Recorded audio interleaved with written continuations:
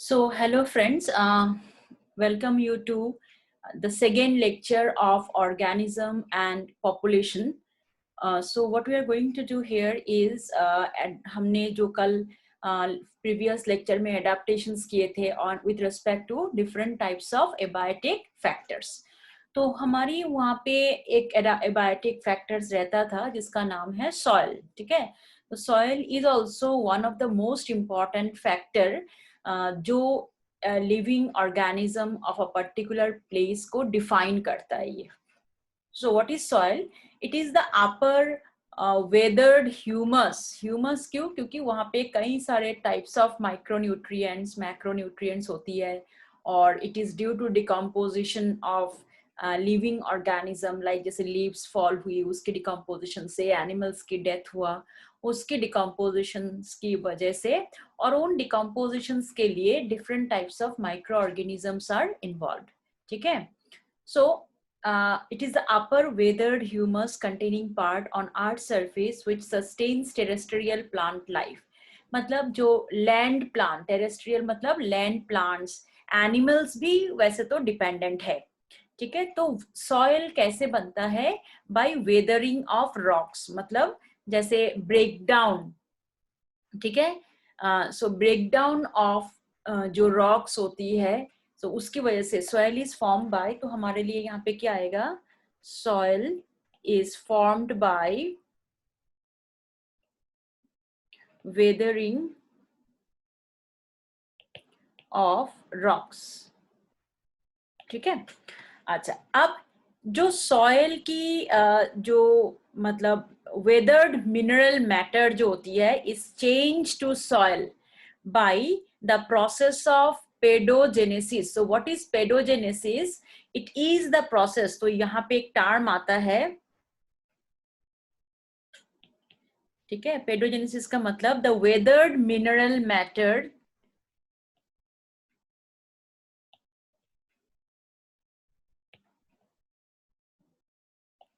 ठीक है is changed to soil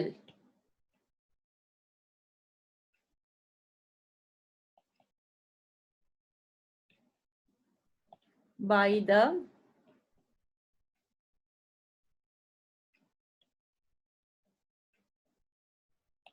process of pedogenesis.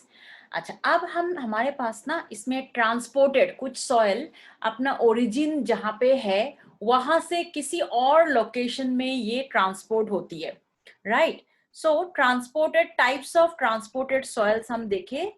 देखो, सॉइल्स तो बहुत बड़ी टॉपिक है, इतना डिटेल्स हम नहीं जाएंगे, उसमें से जो जो हमारे लिए नीट के लिए इंपॉर्टेंट है उन्हीं टॉपिक को हम देखेंगे.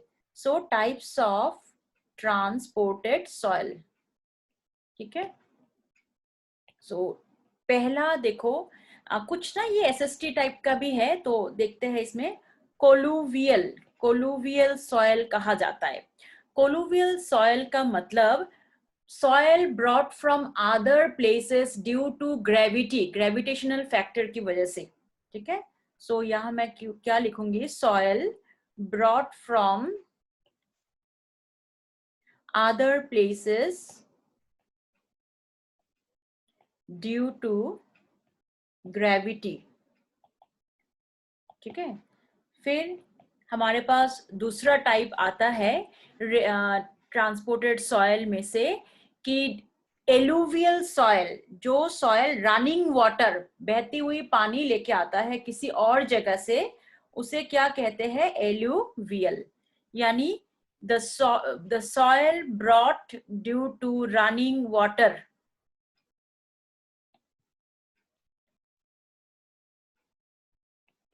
from other places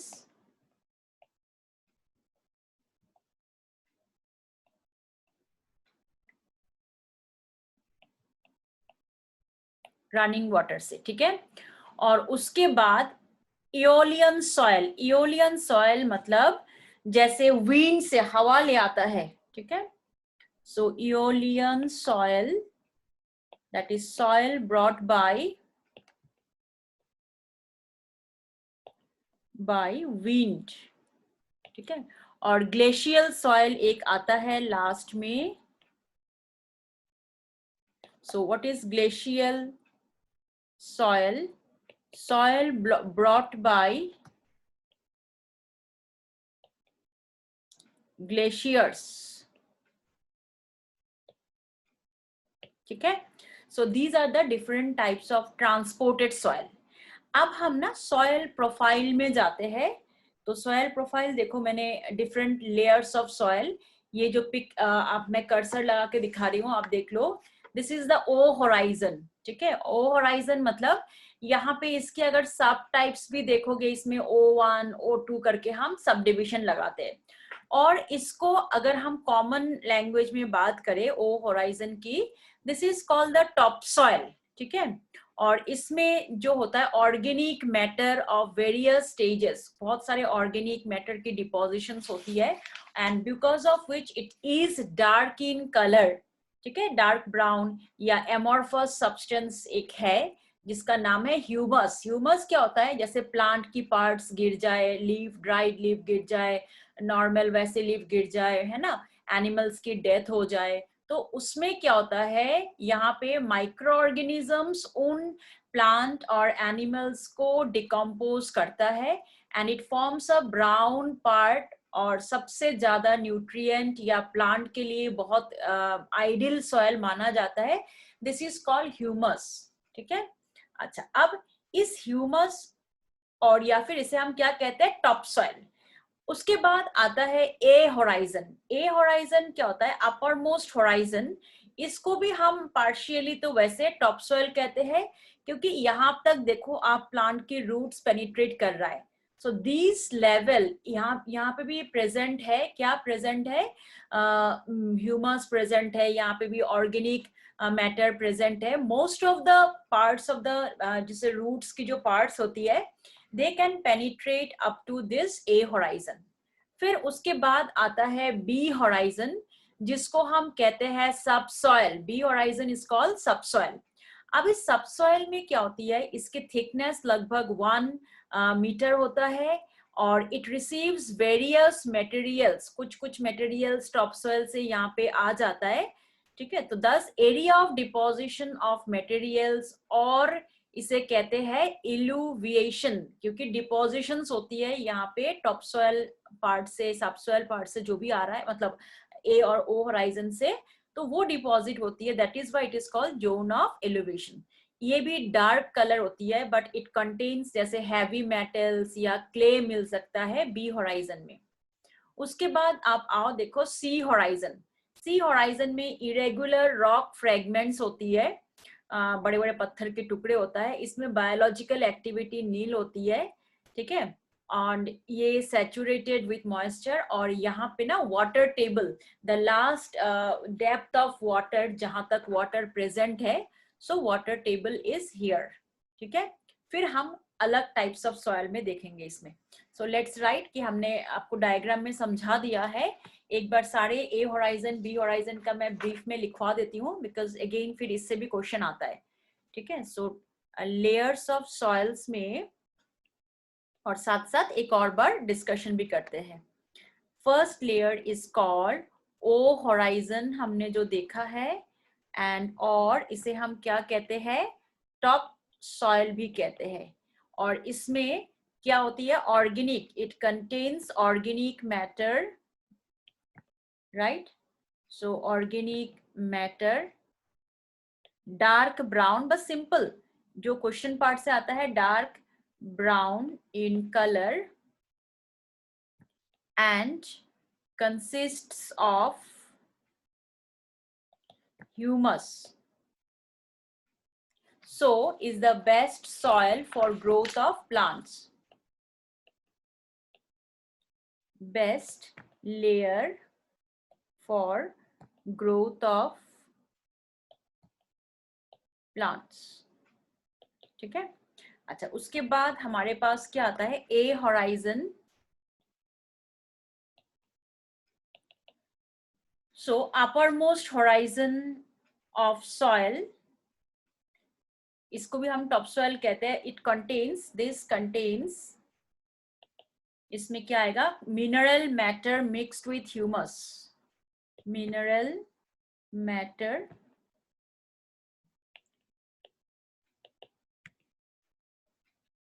ठीक है। उसके बाद इसे हम क्या कहते हैं, क्योंकि इसमें लीचिंग, मैक्सिमम लीचिंग एरिया, आपका क्वेश्चन इसी से होता है, it is the maximum leaching area, पार्कोलेशन हम जिसे कहते हैं, लीचिंग एरिया, सो कॉल्ड, इसको हम क्या कहते हैं, जोन ऑफ या एलुवेशन जोन, एलुविएशन जोन। ठीक है। और थर्ड इसमें से क्या आएगा, बी होराइजन। सो बी होराइजन को हम क्या कहते हैं, इट इज कॉल्ड सब सॉयल। ठीक है। और इसकी थिकनेस लगभग मैंने क्या कहा था, 1 metre, because it receives various materials reached from topsoils, various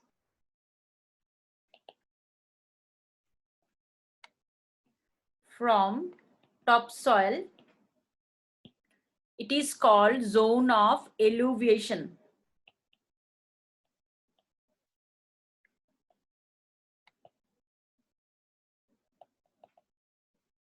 ठीक है। और उसके बाद हमारा नेक्स्ट क्या आता है, सी होराइजन। तो सी होराइजन में इरेगुलर जो है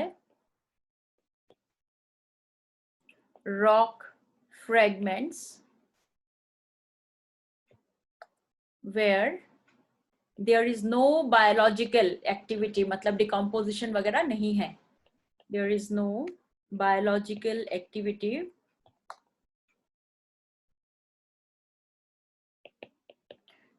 water table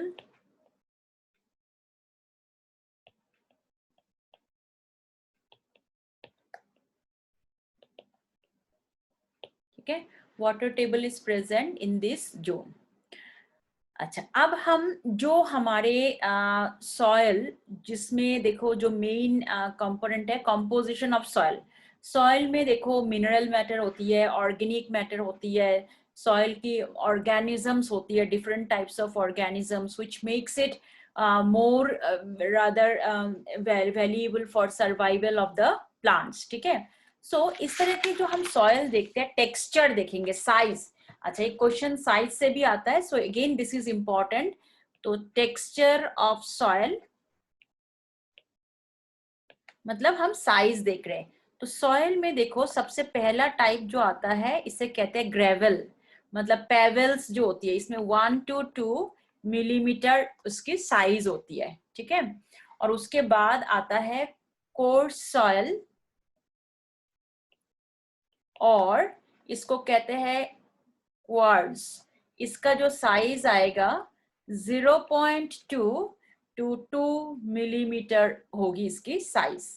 और जो थर्ड है फाइन सैंड कहा जाता है, सॉरी, फाइन सैंड जिसे हम कहते हैं, उसकी साइज है 0.02 मिलीमीटर से लेके आपका इसमें 0.2 मिलीमीटर आएगा।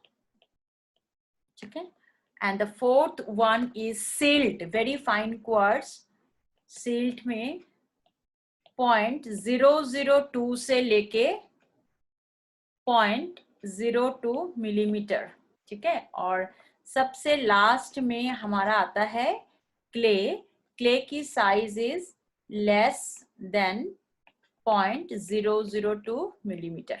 तो ये साइज एक बार देखना है आपको। और फिर इनमें से जैसे हमारा क्ले टाइप्स ऑफ सॉयल हम देख रहे, सो पहला टाइप हमने सैंडी सॉयल देख लिया था। सो टाइप्स में अगेन आपको मिल रहा है सैंडी सॉयल। ठीक है, जिसमें सैंड पार्टिकल्स मतलब बहुत ज्यादा हो, 80% सैंड होती है इसमें, राइट। और बाकी अदर्स, बाकी 20% जो होती है, that is silt and clay. ठीक है, बाकी 20% में सिल्ट एंड क्ले आएगा। It is porous and loose, ये थोड़ा सा पोरस होता है, तो पानी बहुत ज्यादा पेनिट्रेट कर सकता है। Porous and loose. ठीक है। तो इसमें वाटर होल्डिंग कैपेसिटी नहीं होता, तो बहुत ज्यादा प्लांट्स तो इसमें ग्रो नहीं कर सकता है। तो it is favourable for groundnut growth. तो मुद्दा तुम्हारा जो क्वेश्चन आएगा यही मतलब सैंडी सॉइल में क्या कौन सी प्लांट की ग्रोथ होती है. Second is clay soil. So clay soil में 40 to 50% इसमें होता है क्ले, ठीक है, और रेस्ट क्या होता है इसमें, सैंड भी होता है इसमें. और इसमें इनऑर्गेनिक न्यूट्रिएंट क्योंकि बहुत ज्यादा है और water holding capacity is low, ठीक है. इनऑर्गेनिक न्यूट्रिएंट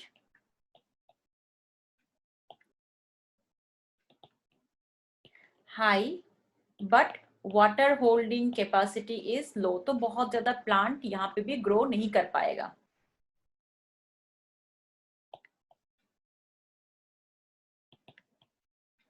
ठीक है. और लास्ट जो हमारे पास आता है loamy soil. This is again important. The soil contains, इसकी जो कंपोजिशन 20% क्ले होगी, इसी को ही पढ़ना है आपको बेसिकली. 40% सैंड एंड 40% होता है सील्ट, ठीक है. तो और गुड मिनरल हाइड्रेशन है ना, गुड मिनरल एंड हाइड्रेशन मतलब water holding capacity. So is best for growing of plants, best soil for plants. तो इतनी सारे हमने टाइप्स पढ़ा है, लेकिन सबसे बेस्ट जो होती है सॉइल प्लांट की ग्रोथ के लिए, that is the loamy soil. ठीक है. तो ये हमारा सॉइल का टाइप्स भी हो गया, इससे ज्यादा हमें सॉइल में जरूरत नहीं है. अब जो हम मोस्ट इम्पॉर्टेंट पार्ट में आते हैं, ये तो हमने देखो कि टेम्परेचर के बेस पे प्लांट्स की क्या अडेप्टेशन है, एनिमल्स की क्या अडेप्टेशन है हमने देखा है ना. वाटर की बेस पे क्या अडेप्टेशन है एक्वाटिक ऑर्गेनिजम्स की, वो देखा है. सॉइल पढ़ा है. And all this together makes the atmosphere. ठीक है. एटमोस्फियर, लिथोस्फियर, हाइड्रोस्फियर, तीनों चीजें जरूरत है इस लिविंग ऑर्गेनिजम्स को सरवाइव करने के लिए. अब जो हम देखेंगे पॉसिबिलिटीज टू कोप, मतलब हम एडेप्टेशंस देखेंगे इन जनरल. ठीक है. मतलब mix plants, animals, micro organism in general, वो जो एडेप्टेशन करते हैं with respect to the adverse situation, adverse situation के अकॉर्डिंग जो हमारी मतलब एडेप्टेशंस होगा इन जनरल.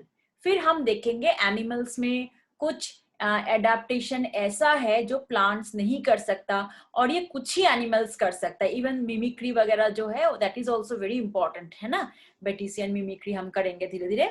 तो अब जो हम पढ़ रहे हैं दिस इज अगेन इंपॉर्टेंट, और ये आपके बोर्ड के लिए भी इंपॉर्टेंट है as well as for your this one entrance के लिए भी. तो यहाँ जो हम देखने जा रहे हैं this is possibilities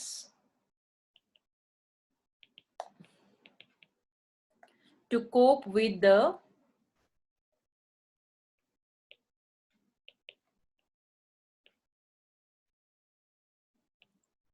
adverse situations. यानी हम यहाँ पे देख रहे हैं adaptations, right? तो जो हमारा यहाँ पे फिगर आएगा,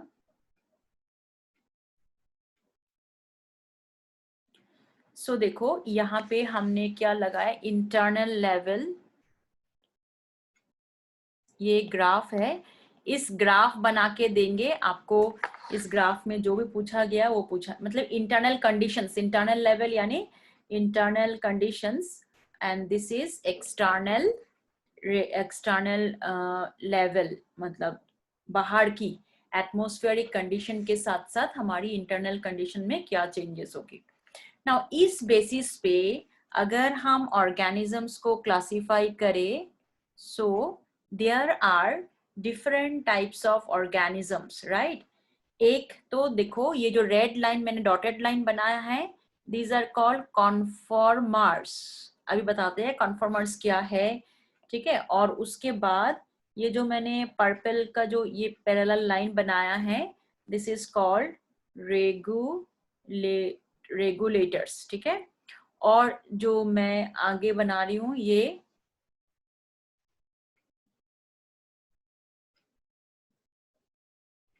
This is called the partial regulators.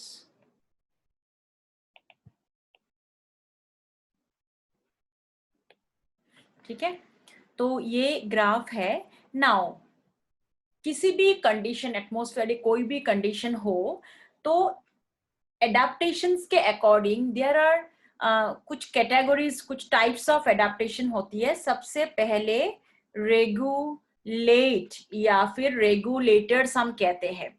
Regulators में ना जो ऑर्गेनिज्म रेगुलेटर्स में आता है, दे आर कॉल्ड एंडोथर्म्स.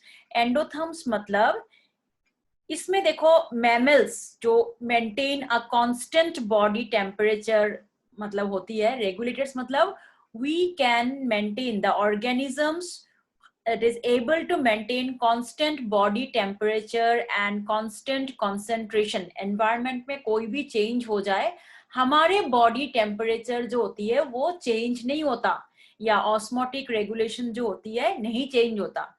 तो फॉर एग्जाम्पल इसमें बर्ड्स आएंगे, वार्म ब्लडेड एनिमल्स आते हैं, बर्ड्स एंड मैमल्स आते हैं. ठीक है, तो they are called regulators. Very few percentage of organisms are regulators. आप देखोगे कैसे रेगुलेट करते हैं. मैंने लास्ट लेक्चर में बताया था, अपने पास हमारे ब्रेन में एक ग्लैंड है हाइपोथैलेमस करके, विच इज कॉल्ड द थर्मोरेगुलेटर. ठीक है, वो रेगुलेट करता है. कैसे? हमारी बॉडी टेम्परेचर तो चेंज नहीं होगा, लेकिन उसके पास रिसेप्टर्स है, cold receptor as well as heat receptors. तो जैसे बाहर की टेम्परेचर अगर हीट होती है तो it receives that heat, and फिर वो क्या करेगा, it will stimulate us to sweat. तो स्वेटिंग जो होती है उससे हमारी बॉडी सरफेस जो है वो कूल हो जाती है. ठीक है, और विंटर में क्या होता है, इट स्टिमुलेट्स की गुजबम्स क्रिएट हो जाए, तो पूरे हमारे बॉडी में गुजबम्स आ जाती है. उससे क्या होगा देखो, basically it closes the pores of the skin. और अगर स्किन की पोर्स क्लोज हो जाती है, यानी we are retaining the body temperature, हमारे बॉडी टेम्परेचर बाहर नहीं जा रहा है. ठीक है, सो दिस इज हाउ. दूसरा, अपने पास किडनी है जो हमारी यूरिन को रेगुलेट करता है, कॉन्सेंट्रेटेड होना है या डाइल्यूट होना है. आप समर में देखना, आपकी यूरिन डाइल्यूट कॉन्सेंट्रेटेड हो जाती, मतलब हो जाता है, और यूरिन थोड़ा कम हो जाती है, because at the same time हमारा स्किन भी तो है जो स्वेटिंग कर रहा है. ठीक है, तो इन दोनों चीजों से, सो kidney and the hypothalamus both helps us to maintain the constant body temperature in spite of any type of changes in the environmental condition. तो बहुत कम परसेंटेज जो होती है, they are the regulators. Right, so इसमें क्या आएगा, organisms. ठीक है, that are able to maintain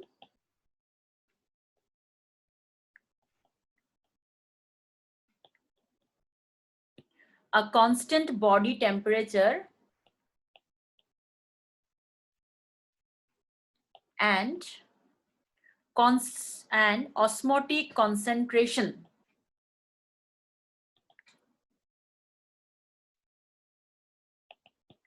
despite environmental changes.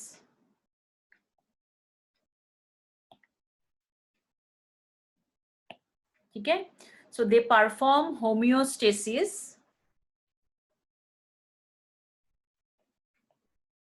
कैसे करते हैं होम्योस्टेसिस? होम्योस्टेसिस का मतलब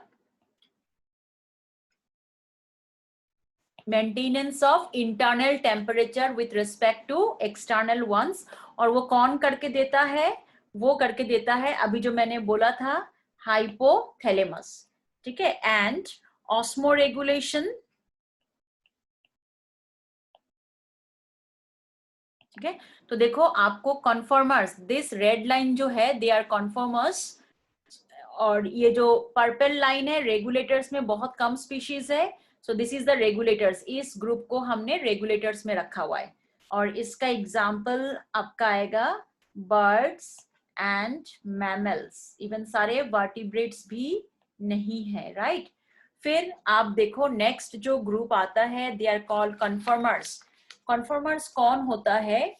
that is the organisms which can change their internal condition, body temperature changes with the surrounding, है ना। इंटरनल कंडीशन जो होता है इसमें कई सारे प्लांट्स आती है, लोअर एनिमल्स आता है, बहुत सारे ऑर्गेनिजम्स आ जाती है। तो इसकी देखो, इसलिए ग्राफ में इसकी जो रेट है वो भी ज्यादा है, conformers, number of organisms are more.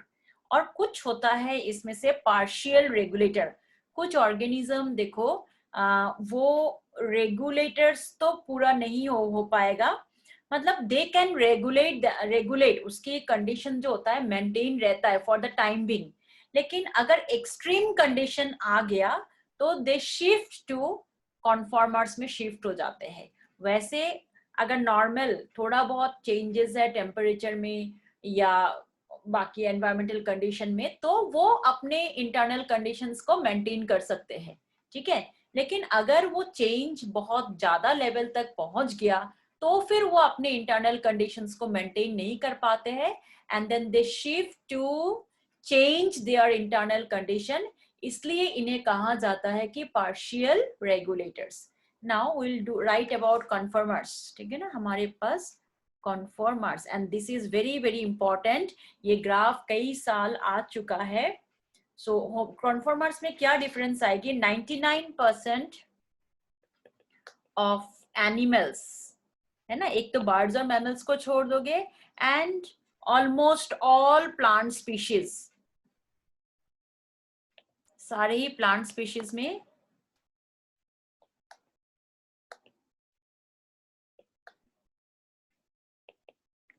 Are conformers, ठीक है। So the body temperature changes with the, they can change their body temperature with the change in surrounding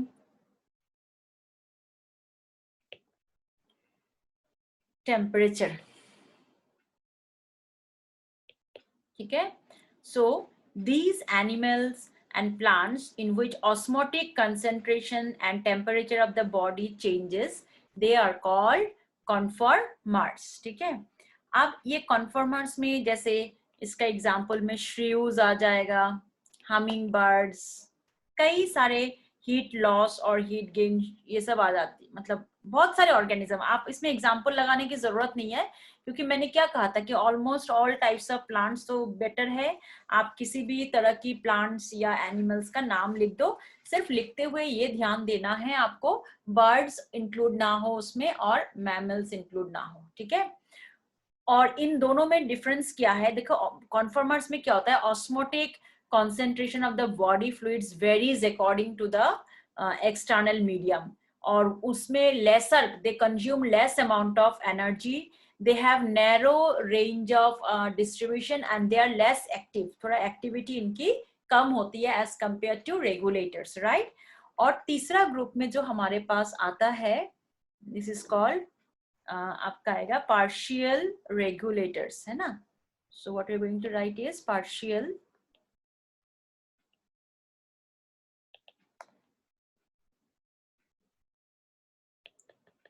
So partial regulators matlab they have the ability to regulate body function to a certain extent.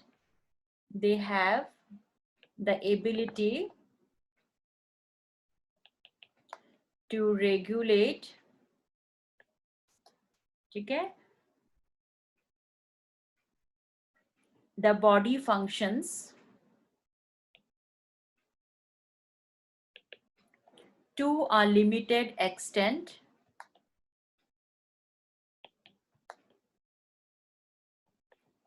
beyond that limit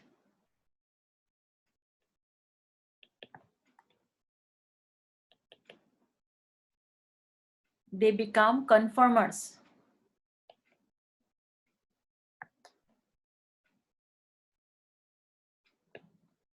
Okay, so these are called partial regulators.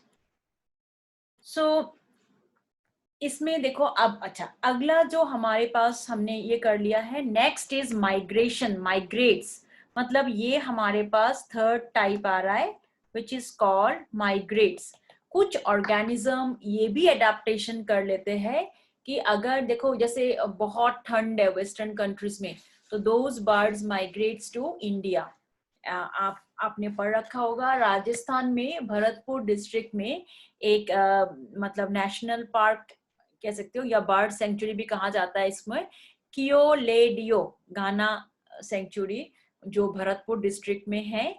इसमें Siberian crane western part से migrate करके India में आता है winters में।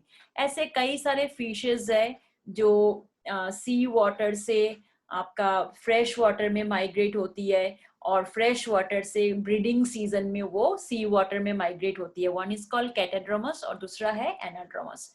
सो मतलब organisms migrates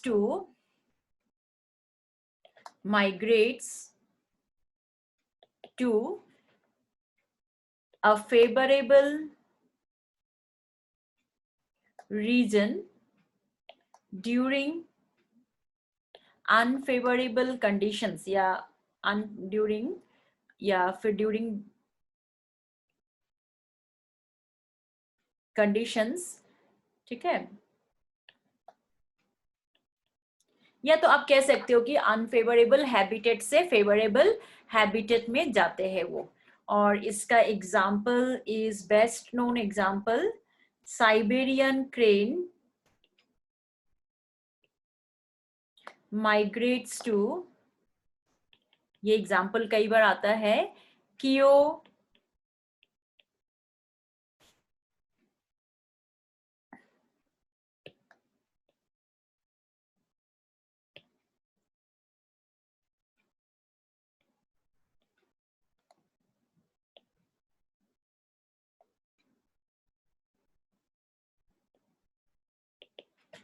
of Rajasthan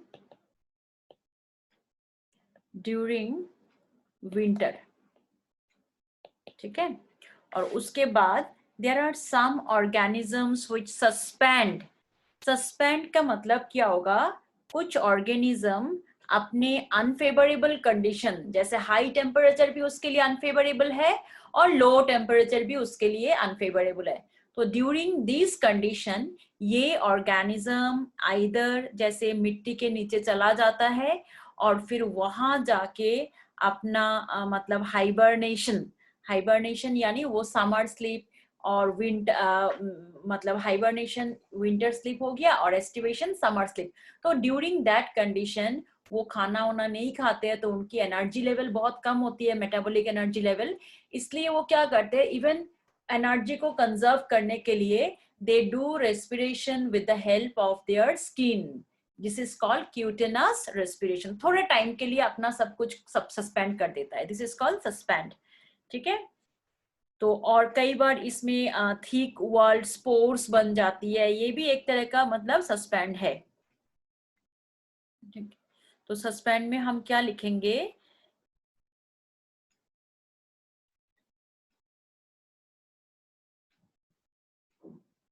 these organisms during unfavorable condition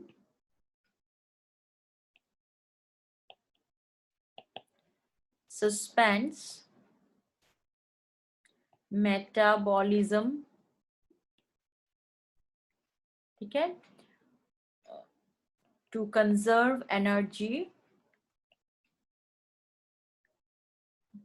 as they go for winter sleep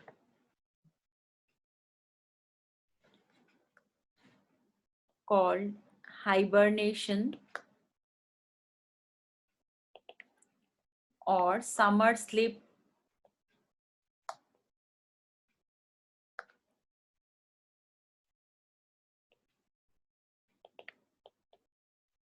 estivation, ठीक है।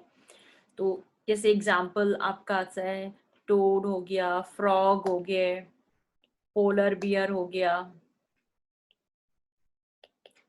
ठीक है ना। अच्छा, लास्ट में हमारे लिए आता है ये फिफ्थ टाइप में डाइपॉज। डाइपॉज क्या होता है, इन ऑर्गेनिजम्स, जैसे लाइक एल्गी लोअर ऑर्गेनिजम्स में होती है ये चीजें। सो ऑर्गेनिजम्स, कौन सी ऑर्गेनिज्म, जैसे एल्गी हो गया, फंजाई भी अपना अनफेवरेबल कंडीशन में करता है ये चीजें, ठीक है। और भी अदर और लोअर प्लांट्स होता है, ठीक है। तो ये क्या करते हैं, forms a thick wall during the unfavourable condition, ठीक है। सो अपने अनफेवरेबल कंडीशन में वो एक थिक वॉल डाल देते हैं, और जब भी फेवरेबल कंडीशन आएगा then this wall will burst to release the organism, ठीक है। तो इसे कहते हैं डाइपॉज। वंस अगेन मैं बोल रही हूँ, ये जो टॉपिक अभी करवाया है adaptation in general, this is very very important, ठीक है। अब कुछ स्पेशल टाइप की एडेप्टेशन हम देखें, सब में नहीं होता है ये चीजें, क्योंकि हमने अलग अलग एडेप्टेशंस तो हम पढ़ चुके हैं, है ना, कि प्लांट में मैंने साथ साथ ही करवा दिया था ताकि आपको पढ़ने में थोड़ा इजी रहे वो चीज।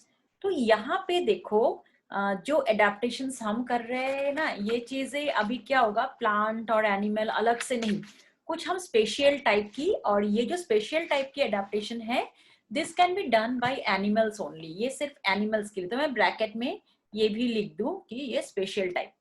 इन स्पेशल टाइप में एक तो हमने कर लिया था कि माइग्रेशन, कुछ ऑर्गेनिज्म डेली माइग्रेशन भी होती है, और कुछ फिर लॉन्ग डिस्टेंस माइग्रेशन, जैसे अभी साइबेरियन क्रेन का कहा है मैंने, फिशेस का भी कहा है, वो अपने ब्रीडिंग सीजन में फ्रेश वाटर से मैराइन में जाते हैं, है ना। तो इनको छोड़ो, जो कुछ एडेप्टेशंस है जो मतलब एक्सेप्शनली एनिमल्स करता है, camouflage,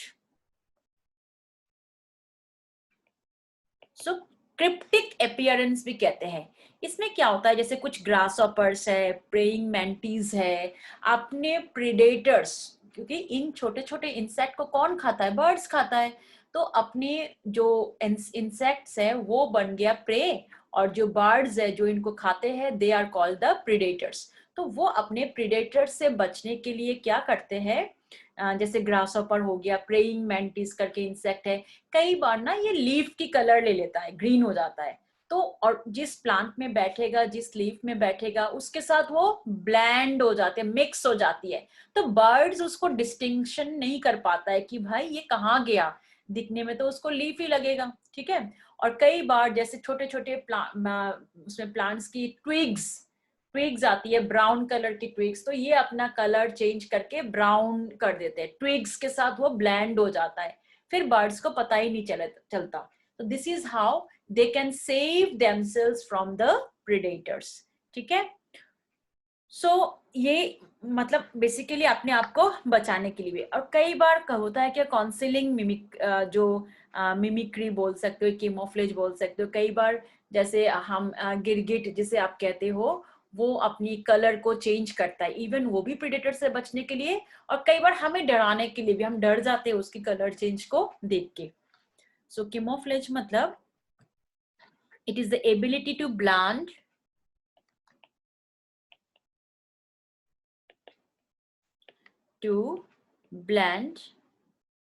with the surroundings or backgrounds.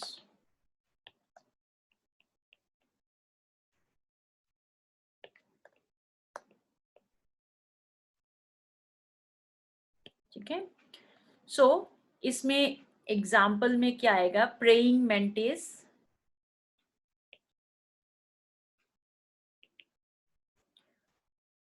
blends like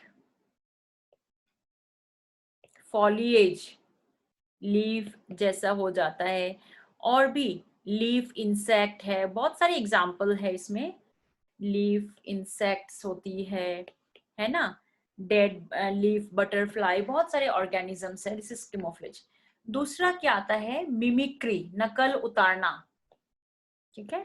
तो मिमिक्री जो होती है इसमें दो टाइप होते हैं, वन इज मॉडल, जिसका नकल उतार रहा है, जिसको मिमिक कर रहे हैं, ठीक है, एक मॉडल है, the species imitated is called model, while the animal which imitates, जो उसकी नकल उतारता है उसे क्या कहते हैं, मिमिक। तो ना मिमिक्री में देखो, it is resemblance of one species with another, ठीक है, to protect from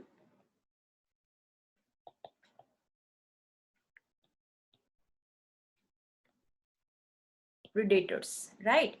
So the species which is imitated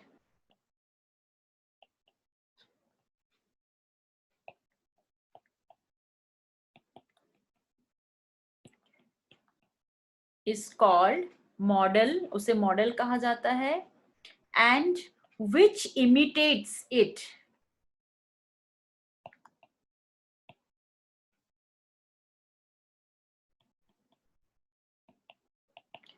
is called mimic, ठीक है। तो यहाँ पे ना दो, ये बहुत इंपॉर्टेंट क्वेश्चन है, ये इसमें टाइप्स में अगर देखोगे, one is called Batesian mimicry, एक होता है बेटिसियन मिमिक्री। इसमें द मिमिक जो होता है विच इज डिफेंसलेस, मतलब रिजेम्बलेंस जो होती है टू डेंजरस, और एक पैलेटेबल, मतलब एक बटरफ्लाई होता है, उस जो बटरफ्लाई है ना, उस बटरफ्लाई मतलब ऐसा मिमिक करता है कि डरावनी बटरफ्लाई बन जाता है, विच इज पैलेटेबल। वैसे तो बर्ड्स उसको खाते हैं, लेकिन वो मिमिक्री ऐसा करेगा और शो कर देगा कि मैं तो अनपैलेटेबल हूं, तो फिर बर्ड्स उसको छोड़ देता है। This is called Batesian mimicry. So इसमें क्या होता है, रिजेम्बलेंस ऑफ डेंजरस और अनपैलेटेबल, नॉन डेंजरस से डेंजरस बन गया, ठीक है। So resemblance of a dangerous or unpalatable model, okay. तो इसमें जो होता है वाइसरॉय बटरफ्लाई, वाइस, इसका एग्जांपल देखो, मेनली तो यहाँ पे एग्जांपल से आएगा, वाइसरॉय बटरफ्लाई करके है, ठीक है। Viceroy butterfly is palatable but mimics like unpalatable, right? Mimics like unpalatable, इसमें होता है monarch butterfly,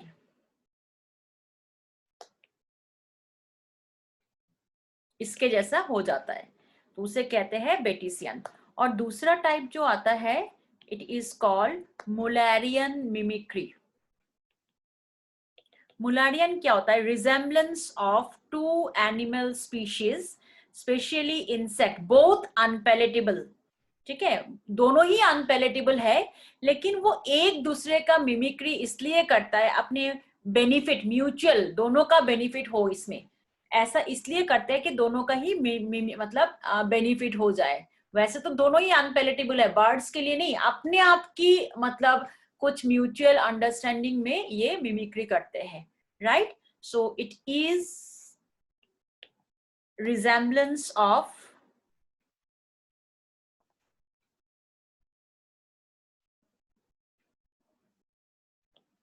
of the two unpalatable and dangerous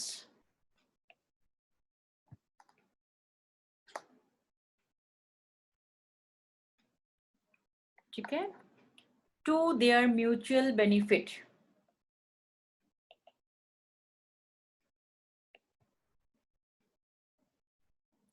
और इसमें एग्जाम्पल क्या आएगा, मोनार्क बटरफ्लाई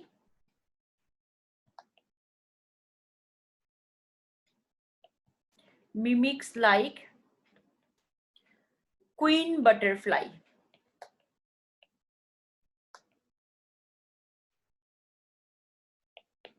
ठीक है।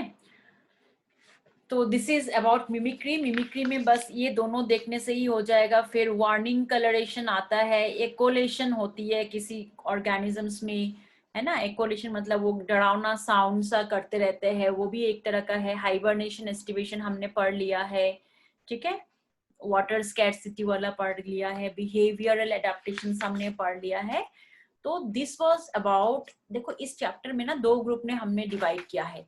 एक तो हमने एडेप्टेशंस किया है, और मतलब एबायोटिक फैक्टर्स, और उन एबायोटिक फैक्टर्स के according there are different types of adaptations, वो हमने कर लिया, ठीक है ना।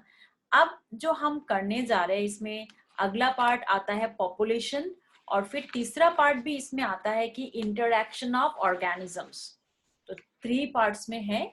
तो सेकेंड पार्ट, अच्छा एक और चीज, जब हम पॉपुलेशन पढ़ेंगे उससे पहले यहाँ पे बायोम, बायोम चीज ना पहले वाली जो हमारी एनसीईआरटी था, बायोम उसमें बहुत डिटेल्स में था, लेकिन अब बायोम्स नहीं है। बट हर टॉपिक में इसमें, इस टॉपिक में मेंशन है कि बायोम्स यहाँ का ऐसा है। तो एक बार हमारी सेफ साइड के लिए हम बायोम्स देख लेते हैं, बहुत ब्रीफली देखेंगे। बिकॉज जो है देखो बायोम से भी क्वेश्चन आता है उसकी, जैसे वहाँ की वेजिटेशन, किसी भी बायोम की वेजिटेशन के बारे में लिख दिया, and you have to identify the type of biome. किसी फोना के बारे में, जनरली फ्लोरा के बारे में ही लिखते हैं, ठीक है ना। सो व्हाट इज बायोम जो एग्जैक्टली है, it is the division of region, या कई सारे इकोसिस्टम मिलके बायोम बनती है, और उसमें फिर क्लाइमेटिक कंडीशंस के अकॉर्डिंग, जो क्लाइमेटिक कंडीशंस के अकॉर्डिंग वहाँ पे वेजिटेशन, फ्लोरा एंड फौना भी डिफरेंशिएट होती है। सो हम बायोम करके फिर हम पॉपुलेशन में शिफ्ट होंगे। सो what is exactly a biome? A large regional unit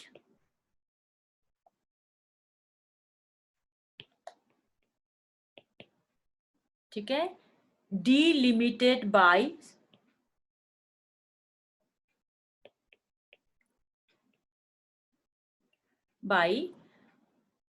a specific climatic zone,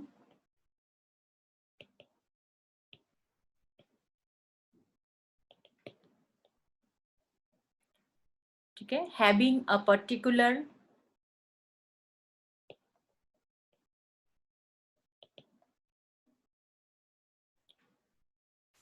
major vegetation zone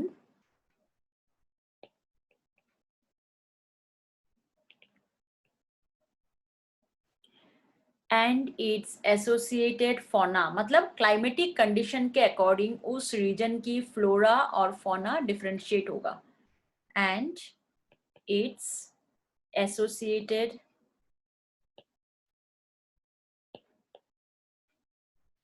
ठीक है। अब जो टाइप्स ऑफ बायोम हैं, मतलब वेदर कंडीशन के अकॉर्डिंग और उसके अकॉर्डिंग, देखो कुछ बायोम्स तो बहुत ही इंपॉर्टेंट है यहाँ पे। सबसे पहले जो हम बायोम करते हैं, टुंड्रा से शुरू करते हैं, ठीक है, मतलब बहुत ही ठंड है वहाँ पे। So first type is tundra biome. ये बेसिकली, अगर हमने ग्लोब आपने देखा होगा, तो इस ग्लोब की एनसीईआरटी में भी इसकी डायग्राम है, मैं लास्ट में इसकी डाल दूंगी प्रेसिपिटेशन और ये सब के अकॉर्डिंग। तो टुंड्रा बायोम मतलब आर्टिक जोन्स में आता है, मतलब इसमें बिल्कुल ही लोकेशन जो होगी, अगर हम इसकी लोकेशन देखें, it will be 60 degree north latitude, LET का मतलब latitude, below the polar ice, मतलब बिल्कुल आइस रीजन पे, ठीक है। और it occurs in Arctic zone, देखो मैं सारा इंपॉर्टेंट पॉइंट ही डाल रही हूँ। आर्टिक जोन, तो आर्टिक टुंड्रा ये बोलते हैं, आर्टिक टुंड्रा, है ना। तो इसके जो फिजिकल जो ये होगी, basically 25 centimetre rainfall per year, rainfall per year, इतना ही होता है मतलब रेनफॉल। तो इसमें because it is covered by snow,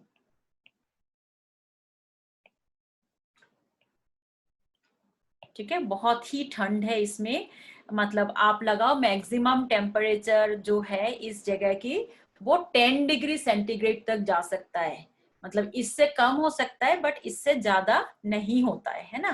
तो यहाँ पे क्या एनिमल्स भी देखो क्या मिलेगी आपको, जो फौना है, पोलर बियर, ये सब मिलता है, मतलब जो इस एस्किमोस वगैरह में है ना रह सकता है। और फ्लोरा क्या है, देखो फ्लोरा भी मतलब यहाँ पे प्लांट्स ग्रास तो नहीं हो सकता, रेनडियर मॉस एक तरह का लाइकेंस है और इसी को ही ग्रास बना के ये कैरिबो ऑक्स वगैरह खाते हैं। अदर प्लांट में कुछ ग्रासेस आता है, सैलिक्स करके एक स्पीशीज है, बेटुला करके एक स्पीशीज है, बस ये 3 चीजें लिखेंगे। और उसमें से ना वेजिटेशन में सबसे इंपॉर्टेंट इज हम वेजिटेशन या जो फ्लोरा में आता है reindeer moss, this is very important, reindeer moss. और इसमें हम क्या कहते हैं कि क्लेडोडिना, ये एक तरह का लाइकेन है।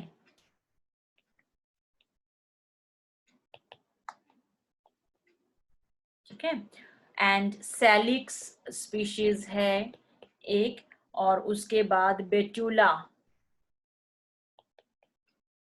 और आप फौना में देखोगे यानी एनिमल्स में पोलर बियर्स है, रेनडियर,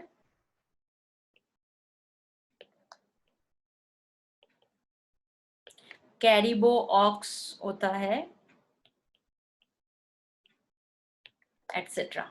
बहुत ज्यादा हम नहीं लिखेंगे। और ये जो सील या वालरसेस है ना,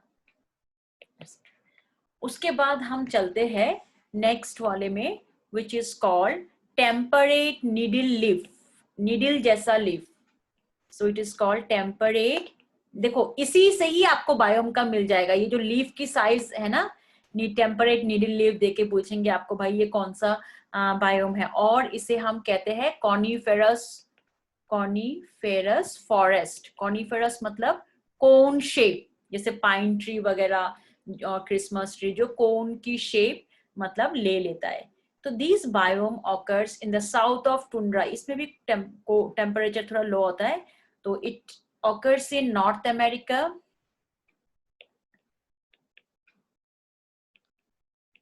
ठीक है, यूरोप एंड एशिया,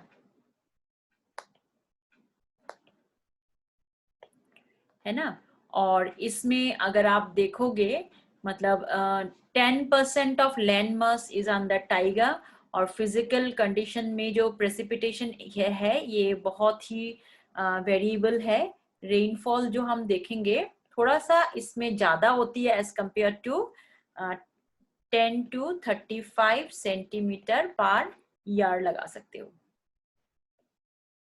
ठीक है, और टेम्परेचर इसमें लेस देन एवरेज जो होती है 20 डिग्री सेंटीग्रेड से कम ही होता है इसमें। ठीक है, अच्छा जो हमारे लिए इंपॉर्टेंट है ना, फ्लोरा क्या हो सकता है, फोना, तो पाइन ट्री देखो, कोनिफेरस ये, और डेसिडियस मतलब इसमें ना पाइन में ना लीफ शेडिंग नहीं होता, तो इट इज एवरग्रीन फॉरेस्ट भी इसका जो मेन फीचर आता है ना, तो यू शुड नो इसे हम एवरग्रीन फॉरेस्ट कहते हैं क्योंकि लीफ शेडिंग नहीं होता इसकी। ठीक है, एवरग्रीन फॉरेस्ट। और इसमें आपका एग्जांपल पाइन आ जाएगा, पाइन ट्री आ जाएगी, फार, ठीक है, हेमलॉक्स एटसेट्रा, जूनिपर। अच्छा एटसेट्रा से पहले डियोडर और जूनिपर लगा देते हैं, ये भी इंपॉर्टेंट है।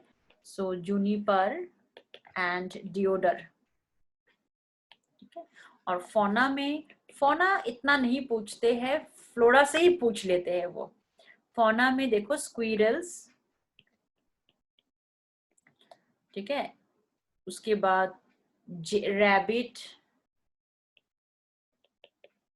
डियर एटसेट्रा, है ना।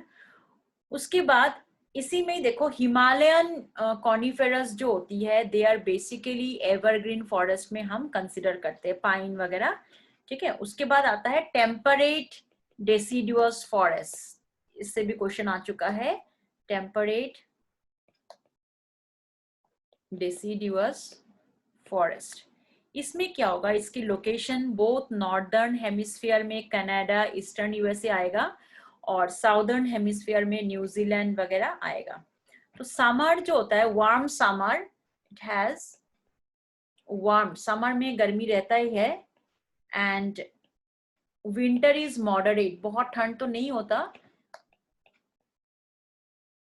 और इसमें डेसिडुअस का मतलब क्या होती है, लीव शेडिंग, जब सीजनल चेंजेस होगा तो इसमें लीव शेडिंग होता है इसमें, this is that is why it is called temperate deciduous forest.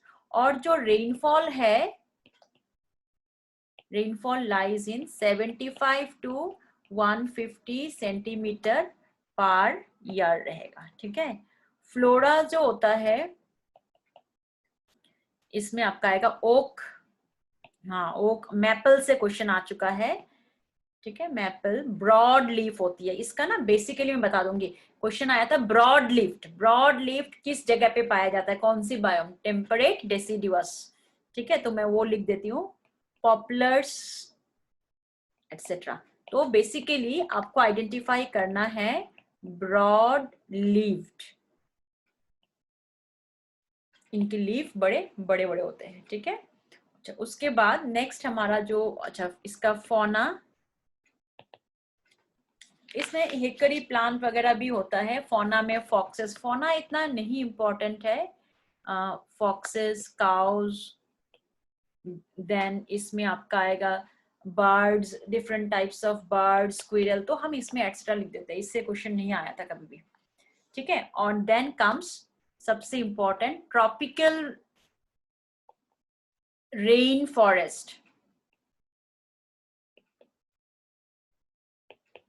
ठीक है, सो what is tropical rain forest. देखो ये जो ट्रॉपिकल रेन फॉरेस्ट होता है, ये मतलब इक्वेटर के, आप देखोगे इक्वेटर के नेक्स्ट जो आता है लाइंस लैटिट्यूड में, ट्रॉपिक ऑफ कैंसर और ट्रॉपिक ऑफ कैप्रिकॉर्न इसी रेंज में आ जाता है। और इसका जो मेन फीचर है दैट इज इसमें रेनफॉल ठीक ठाक है और there is no change in weather condition, summer winter करके वेरिएशन नहीं है। So highest diversity of species, बहुत ज्यादा इसमें डाइवर्सिटी है, and that is why this region is known as the lung of the planet. जैसे हम एग्जांपल अमेजन फॉरेस्ट जो है साउथ अमेरिका यानी ब्राजील में जो है उसको हम लगा सकते हैं। अभी देखो फॉरेस्ट का एक नेगेटिव ये भी हो रहा है, फॉरेस्ट फायर। अब कल न्यूज में आ रहा था कि कैलिफोर्निया में इस 30 डेज के अंदर, 1 मंथ के अंदर 1000 टाइम्स फॉरेस्ट फायर लग गया।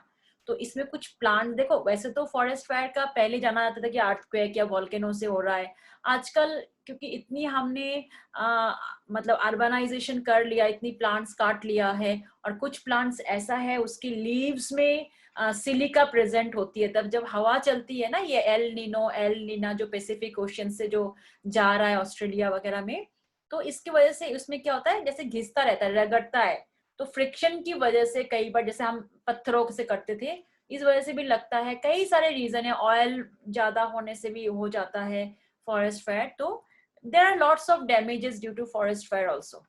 सो ट्रॉपिकल जो रेन फॉरेस्ट है इसे हम ट्रॉपिकल एवरग्रीन फॉरेस्ट भी कहते हैं, और इसकी location central America along Amazon. ठीक है, अमेजन फॉरेस्ट। और अमेजन में भी आजकल ऐसा है ना कि हम सोचते हैं कि वेजिटेशन बहुत अच्छा है, but people are destructing it, वो सोयाबीन कल्चर कर रहे हैं बहुत ज्यादा, बाकी प्लांट्स को मतलब काट के। साउथ अमेरिका है, कॉन्गो है, कॉन्गो बेसिन है। तो लोकेशन से हमारा इतना नहीं मतलब है। रेनफॉल जो होती है इसमें 140 सेंटीमीटर पर ईयर, रेनफॉल तो ठीक ठाक है। और उसके बाद देखो मतलब ये पूरा जंगल जैसा है, और डाइवर्सिटी इज हाई, तो दिस इज वेरी इंपॉर्टेंट। हम यहाँ पे ये कर देते हैं, diversity is high as there is no seasonal variation। ये पॉइंट बहुत इंपॉर्टेंट है, इवन हम बायोडाइवर्सिटी में भी देखेंगे, नो सीजनल वेरिएशन, राइट। अच्छा, अब इसमें लगभग 200 स्पीशीज ऑफ ट्रीज होती है, 70 to 80% इसमें इंसेक्ट्स है ना, बर्ड्स है, इसमें काफी सारे चीजें हैं। और वेजिटेशन जो होता है ना स्ट्रैटिफिकेशन में, जैसे हर्ब्स है, फिर श्राब्स आती है, सो इट फॉलोज स्ट्रैटिफिकेशन। पहले हर्ब्स आएगा, फिर श्रब्स आएगी, फिर ट्रीज आ जाएगा। तो बेसिकली हमारा फौना, फौना में क्या क्या आ सकता है इसमें, birds, insects, monkeys, frogs etcetera, ठीक है। और फ्लोरा में इसमें आ सकता है एट्रोकार्पस, कॉर्डिया, कैरियोफाइलम,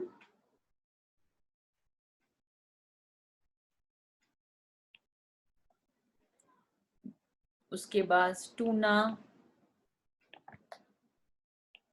बहुत सारे चीजें आएंगे। So my next one is tropical deciduous forest.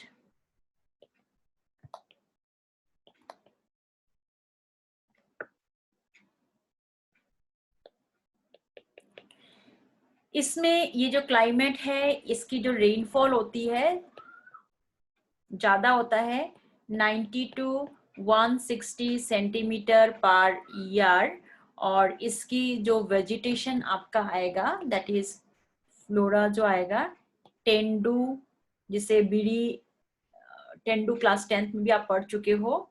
Then डेलबर्गिया, लकड़ी बनती है, बहुत अच्छा वीड है, डेलबर्गिया सिसो, शोरिया, बॉम्बैक्स, कॉटन प्लांट है, ठीक है, एटसेट्रा। सेंटेलम, अलग अलग तरह की चंदन भी रहेगा इसमें। और उसके बाद नेक्स्ट हमारा आता है चेपरल। चेपरल या तो इसे मेडिटेरियन स्क्रब फॉरेस्ट भी कहते हैं,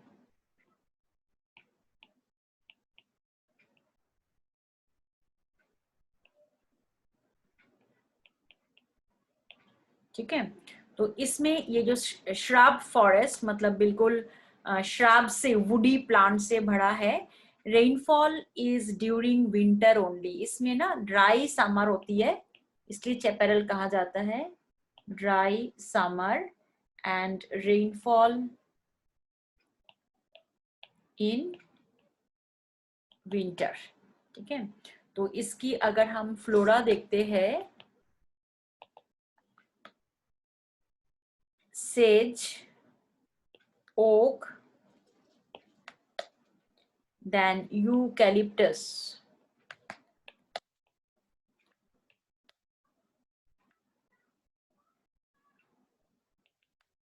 एक्सेट्रा।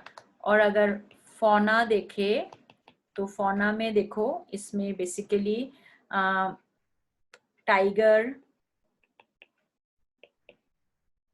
अलग अलग तरह की लिजर्ड होता है, डियर, स्नेक्स एटसेट्रा, ठीक है। उसके बाद हमारे पास ट्रॉपिकल शावना।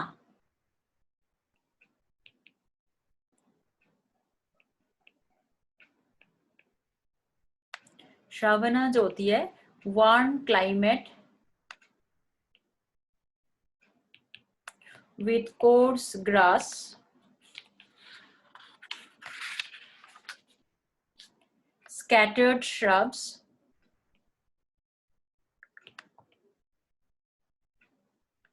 and trees। मतलब देखो, श्रावना का मतलब होती है ग्रासलैंड, ठीक है ना। तो ग्रासलैंड मतलब बेसिकली है यहाँ पे, और थोड़ा मतलब जैसे ग्रासेस के बीच बीच में थोड़ा सा लॉन्ग लॉन्ग मतलब प्लांट्स है। तो इसकी जो फ्लोरा होता है, एकाशिया, बबूल बहुत ज्यादा होता है ऑस्ट्रेलिया में, ठीक है, एकाशिया, बेटुआ, देन प्रोसोप्सिस, और जो हमारी फौना में आएगा, जिब्रा, जिराफ,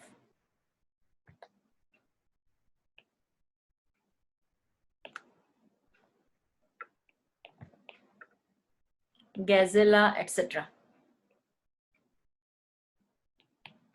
ठीक है। और जो हमारा नेक्स्ट है ग्रासलैंड। सो ग्रासलैंड में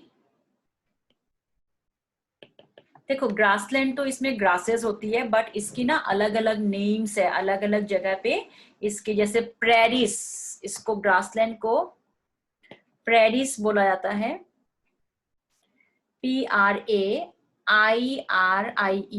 प्रेरिस। प्रेरिस ऑफ USA, अमेरिका बोला जाता है। पैम्पस ऑफ साउथ अमेरिका, अलग अलग नाम दे रखा है, पैम्पस ऑफ साउथ अमेरिका। और उसके बाद स्टेपिस ऑफ यूरेशिया, यूरेशिया में स्टेपिस कहा जाता है, राइट। उसके बाद नेक्स्ट आपका आएगा tussocks of New Zealand,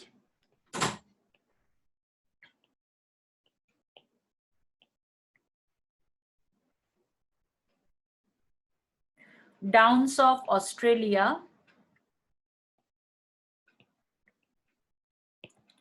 Wales of South Africa. ये नाम आपको याद करना होगा, अलग अलग जगह पे क्या कहते हैं। इसमें तो देखो वेजिटेशन जो इसमें आएगा बेसिकली ग्रासेस आएगी, और जो एनिमल्स है वुल्फ, प्रेरी, डियर, किसी भी ग्रासलैंड का एनिमल का डाल सकते हो। अब नेक्स्ट जो हमारा है दैट इज 9th वाला डेजर्ट बायोम, ठीक है। सो डेजर्ट में हम जाते हैं। डेजर्ट में देखोगे रेनफॉल तो बहुत ही कम है, इसमें रेनफॉल बहुत कम होता है, और rainfall is less than 25 centimetre per year, ठीक है।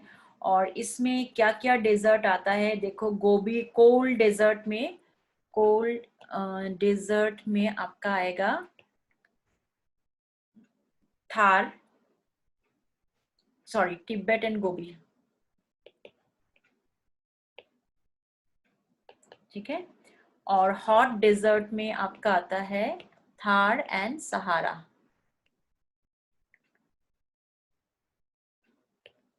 ये आ जाती है, ठीक है। और डेजर्ट में आपने देखा है कि रेनफॉल बहुत कम होती है, और ठंड वाले में बहुत ठंड, गर्मी वाले में टेम्परेचर बहुत ज्यादा होता है। इसमें जो फ्लोरा आता है basically cactus, different types of cactus आएगा इसमें, ठीक है। और कौन सा डेजर्ट कहाँ पे, जैसे डेथ वैली करके एक डेजर्ट है, great western desert, Sahara desert Africa में है, गोबी डेजर्ट अरबिया में है, थर्ड डेजर्ट एशिया में है। तो इन डेजर्ट की लोकेशन, यूफॉर्बिया, ये भी एक तरह का वुडी कैक्टस है, टेमारिक्स, ठीक है। और एनिमल्स में भी जैसे फौना में भी जो वाटर स्टोर कर सकते हैं, वन इज जो हम ज्यादातर जानते हैं कैमल है, देन हेयर है, डेजर्ट रैट, ठीक है, हेयर। और उसके बाद स्नेक्स, अलग अलग तरह की डेजर्ट स्नेक्स हैं, ठीक है। और उसके बाद हमारा आता है एल्पाइन टुंड्रा, एक तो हमने ये पढ़ लिया था एल्पाइन टुंड्रा।